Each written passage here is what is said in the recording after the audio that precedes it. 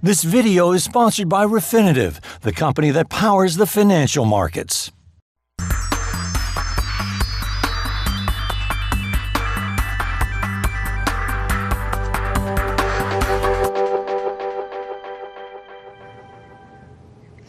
So Jen, Saba, American retailers have just had what is meant to be their busiest shopping weekend of the year, starting with Black Friday, the day after Thanksgiving, traditionally meant to be the day when they break even, hence the name Black Friday. At least that's one explanation.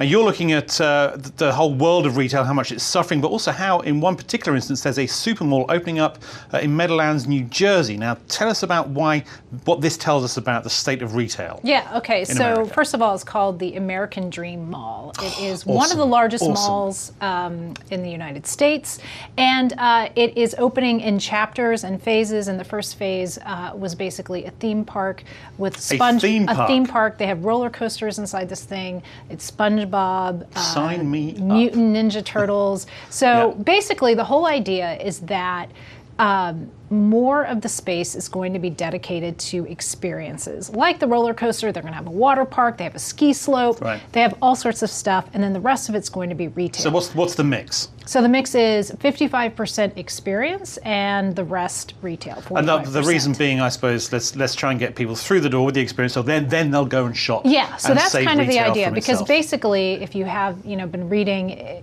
the news lately, malls are dying. People aren't going to malls anymore.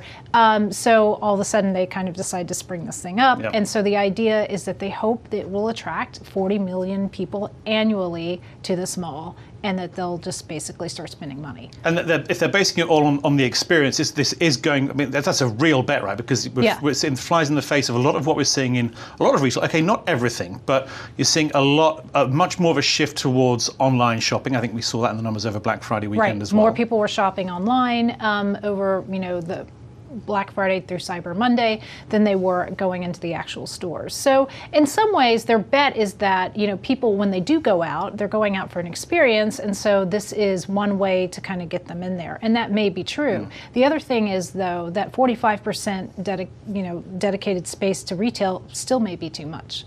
Yeah, exactly. It's all about the margins that these companies making, and some of the ones that, I think one of the ones that was meant to be an anchor tenant has gone belly up, right? Yeah, right. Barney's New York, they were basically touting this as one of their main retailers.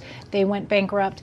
Saks Fifth Avenue is another anchor tenant. They're having some problems. Their parent company is under attack by activists. So I mean, Tiffany and Co. is another company that's going to go open up. In a great big merger. Right. Yeah. So the landscape is shifting quite quickly for and retail. in the interim, just focusing back on this mall, it's all very well saying 55% experience, 45% retail, but retail isn't quite there yet, is it?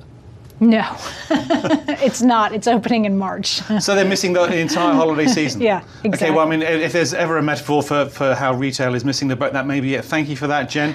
We'll be back with more Breaking Views tomorrow.